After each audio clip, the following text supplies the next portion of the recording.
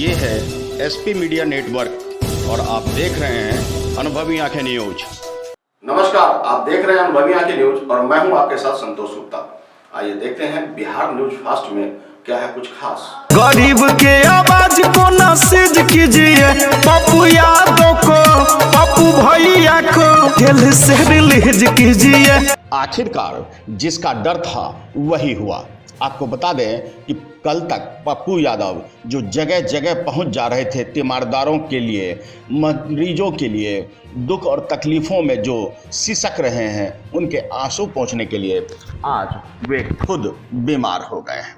बता दें जाप सुप्रीमो पूर्व सांसद पप्पू यादव जहां जेल में बीमार हुए तो जेल की डॉक्टरों की टीम ने तत्काल ही उन्हें बेहतर इलाज के लिए बीरपुर जेल से DMCH दरभंगा ले आए, लेकिन हालात यहाँ भी नहीं सुधरे।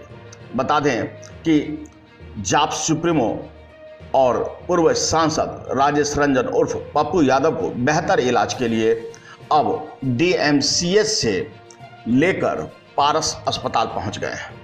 आप देखिए इस वीडियो में कि किस तरह उन्हें DMCH से लेकर पारस अस्पताल की ओर लेकर जा रहे हैं।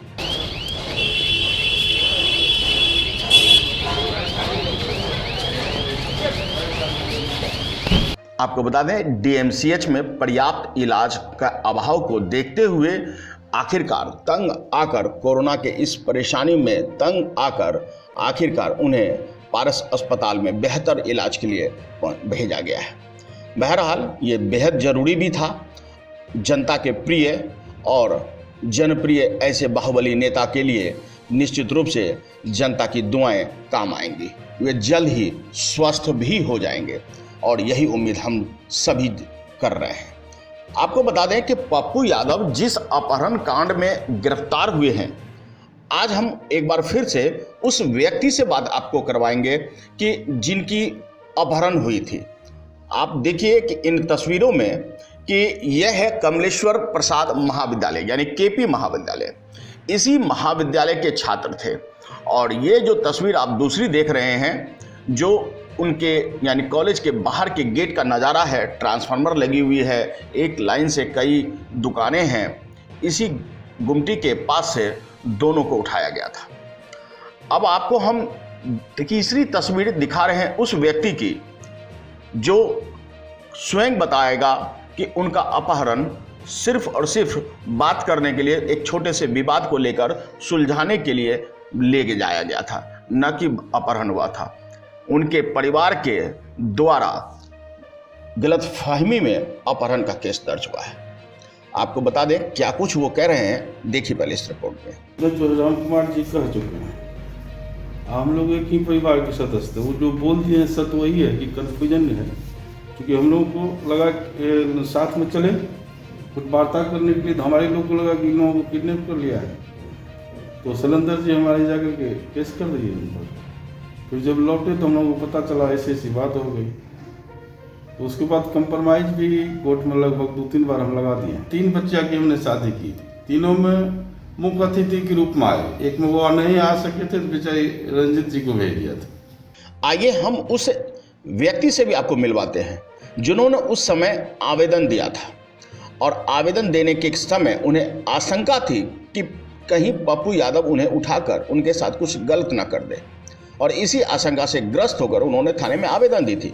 लेकिन बाद में जब दोनों वापस सकुशल आ गए तो उन्होंने थाने में सुलहनामा की भी तस्वीर रख दी, लेकिन चूंकि कोर्ट में मामला दर्ज हो चुका था, थाने में चार्जशीट फाइल हो चुकी थी, तो इस वजह से वह केस अब तक चला रहा है। आपको बता दें कि सूचक क्या कहते हैं ये भी आपको जानना चाहिए। लोग मतलब मुरलीगंज KP कॉलेज में पढ़ते थे। उसी समय KP कॉलेज के मतलब क्लास के बाद मतलब एक साधारण सी बात प्रेम विवाह लेकर के पप्पू यादव का कहना था जो हमारे संबंध की बात है हम नहीं करने देंगे, हम लोग प्रेम विवाह के पक्ष में थे। इसी बात के दौरान हम लोगों को मतलब काफ़ी मतलब विवाद बढ़ गया, उसमें चैलेंज हो गया कि हम देख लेंगे मतलब। तो इसी दौर के बाद एक रोज के बाद हम लोग मिल चौक पर पान खा रहे थे। पान खाने के दौरान मिडिल चौक पर, और मिल चौक पर पान खाने के दौरान ही करीब 9-10 के बीच में मतलब पप्पू यादव एक गाड़ी से आया, मैक्सी था, उस मैक्सी में राम कुमार यादव और उमा यादव को बैठा लिया। तो मेरे साथ हमको हुआ जो मतलब लगता है मतलब ये किडनैप कर लिया है, मतलब इसका टेंडेंसी अच्छा नहीं है। मतलब हमने इसी दौरान थाना में जाके सूचना किडनैपिंग मामले दिया था।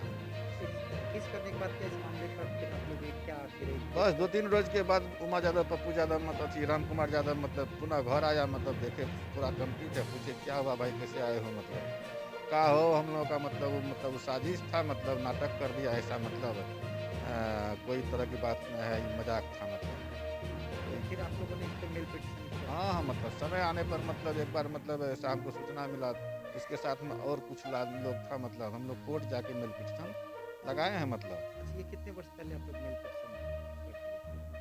हमको लगता है 5-6 साल पहले भी हम कोर्ट में मतलब ऐसा किए थे एक बार, मतलब 2 साल पहले भी ऐसा किए हैं। मेल चौक पे जो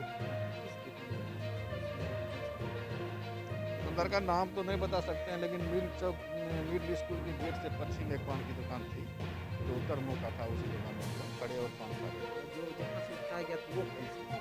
बस मिल चौक। तो वहीं से उठाया।